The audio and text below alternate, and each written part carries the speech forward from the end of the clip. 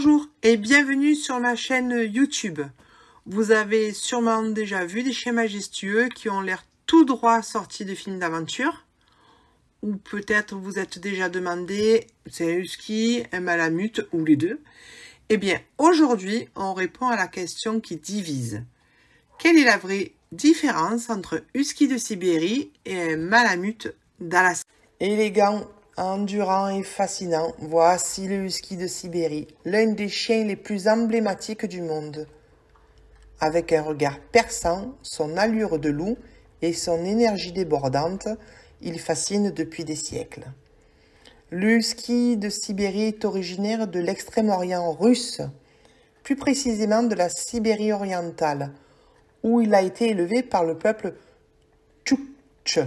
Les tribus nomades vivaient dans un environnement glacial et ils avaient besoin de chiens capables de tirer des traîneaux sur de longues distances et le faire rapidement. Contrairement au malamute d'Alaska, taillé pour sa force et le transport de charges lourdes, le husky est un chien sprinter. Il est plus léger, plus agile, plus rapide. Les Tchoukches l'utilisaient non seulement pour se déplacer, mais aussi pour surveiller leurs enfants et réchauffer la famille en dormant. Le husky est devenu un chien de compagnie très populaire dans le monde entier. Son charme, son regard fascinant et son tempérament joyeux séduisent. Mais beaucoup de huskies finissent en refuge car leurs maîtres sous-estiment leurs besoins immenses d'activité et leur tempérament indépendant. Ce n'est pas fait pour tout le monde. Il demande du temps, de l'énergie et un maître prêt à l'accompagner dans ses activités sportives. Mais pour ceux qui savent répondre à ses besoins, le husky offre une complicité incroyable et un amour débordant. Le husky, c'est un mélange de puissance, de vitesse, d'intelligence et de liberté. Un compagnon magnifique qui garde toujours une part d'âme sauvage du Grand Nord. Alors, vous seriez prêt à suivre ce coureur des neiges dans le monde d'aventure? Le husky est réputé pour être amical, joyeux et sociable, contrairement à son appartenance de loup, qui n'est pas un chien de garde agressif. Au contraire, il accueille volontiers les étrangers. C'est un chien proche de la famille, mais il garde une grande indépendance. Intelligent, mais aussi rusé et parfois têtu, il aime tester les limites de son maître. Son éducation doit commencer tôt, avec de la cohérence, de la patience et de la douceur. Le husky adore la compagnie. Il est souvent malheureux s'il est laissé trop longtemps seul. C'est un chien de meute. Il préfère vivre entouré d'humains ou d'autres chiens. C'est aussi un chien joueur, plein d'énergie et de curiosité. Mais attention, il possède un instinct de fuite, d'exploration très fort. Bref, le husky, vous l'avez compris, c'est avant tout un sportif de haut niveau. Il a été sélectionné pour courir des dizaines de kilomètres à bonne allure. Il a donc besoin d'au moins 2 heures d'exercice intense par jour. Alors vous pouvez essayer le vélo, la course, la randonnée, le cani-VTT, le traîneau ou la canet-rando. Ce n'est pas un chien pour une vie sédentaire ou citadine sans activité. Enfermé ou sous-stimulé, il deviendra destructeur, fugueur ou bruyant. Voyons ensemble les caractéristiques physiques morphologiques de ces deux races. Tout d'abord, le husky de Sibérie a une taille moyenne entre 50 et 60 cm au garrot, pour un poids qui va osciller de 16 à 28 kg. Il a un corps très athlétique, compact, vraiment conçu pour la vitesse et l'endurance. Quant à sa tête, elle est triangulaire, avec un museau fin et des oreilles bien dressées. Sa queue est souvent enroulée sur le dos. Ses yeux sont souvent parfois bleus, parfois bruns, ou verrons, hétérochromes, c'est-à-dire un œil bleu ou un œil brun. Et différents types de pelage et de couleurs. Pour le husky de Sibérie, il a un pelage double et épais, ce qui va lui permettre de résister au froid. Il a un sous-poil dense et une couche externe plus rugueuse. Quant aux couleurs, elles vont varier du gris, du noir, du blanc, du sable ou du rouge, souvent avec des marquages blancs sur le visage et la poitrine. Maintenant, si vous cherchez un chien plus calme, robuste, avec une nature tranquille, tout en étant capable de travailler de manière impressionnante, le malamute sera un bon choix. Il est parfait pour les familles à la recherche d'un chien fidèle et protecteur. Dans l'immensité glaciale de l'Alaska, il existe à la fois un chien puissant et majestueux, le Malamute d'Alaska. Bien plus qu'un simple compagnon, il est depuis des siècles un allié précieux de l'homme dans l'un des environnements les plus rudes de la planète. Le Malamute tire son nom de la tribu inuit des Malamutes, installée dans le nord-ouest de l'Alaska, aux États-Unis bien entendu. Ces peuples dépendaient entièrement de leurs chiens pour survivre.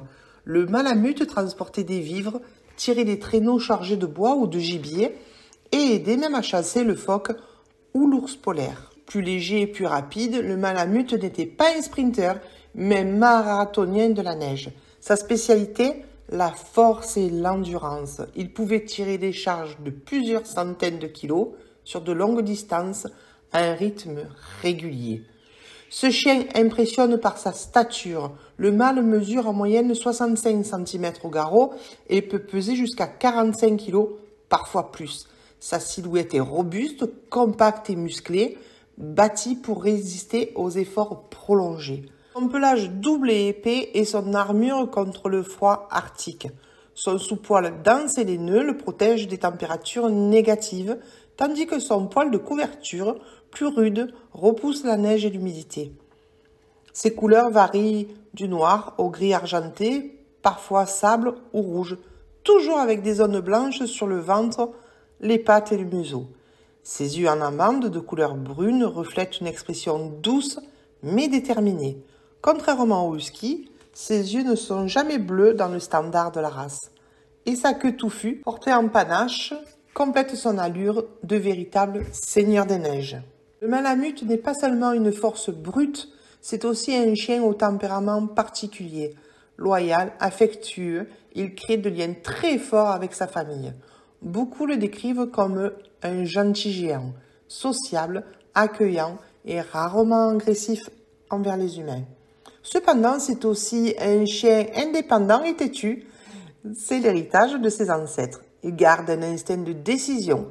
Dans les conditions extrêmes, un chien de traîneau devait prendre parfois une initiative, même contre l'ordre de son homme, pour sauver sa meute.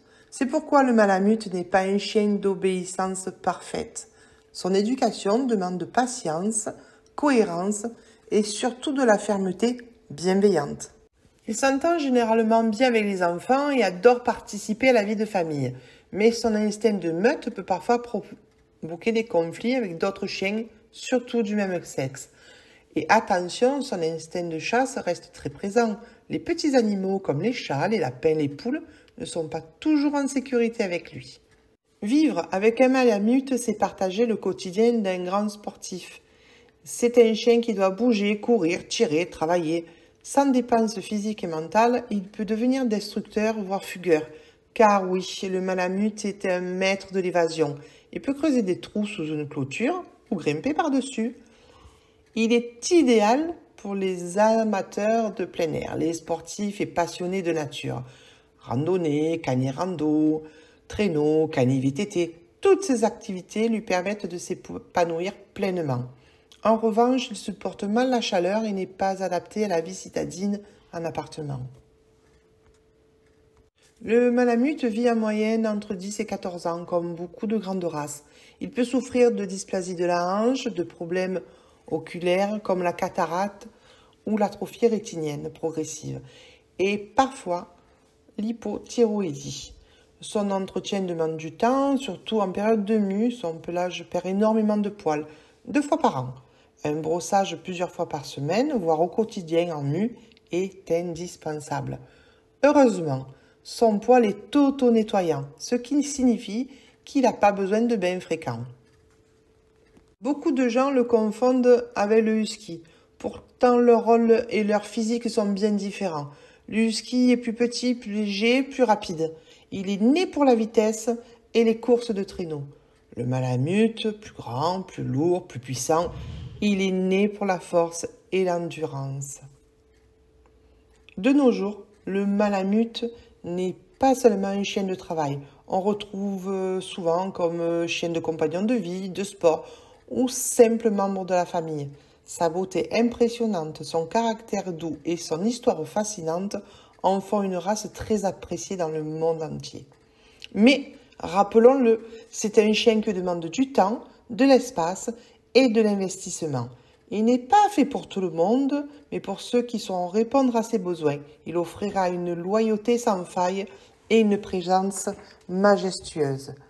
Le Malamute d'Alaska, c'est plus qu'un chien. C'est un héritage vivant du Grand Nord, un symbole de force, d'endurance et de fidélité. Alors, vous seriez prêt à partager votre vie avec ce géant de neige? Et voilà, désormais vous connaissez tout sur le husky de Sibérie et le Malamute d'Alaska. Que ce soit leur incroyable endurance, leur tempérament unique ou leur ressemblance frappante, ces deux chiens sont des véritables icônes du grand froid. Mais au final, lequel est fait pour vous? Le husky avec son énergie débordante et son côté joueur? Ou le Malamute, le grand costaud, plus calme mais tout aussi impressionnant? N'oubliez pas, peu importe la différence de ces chiens, ils demandent beaucoup d'attention, d'exercice et surtout d'amour.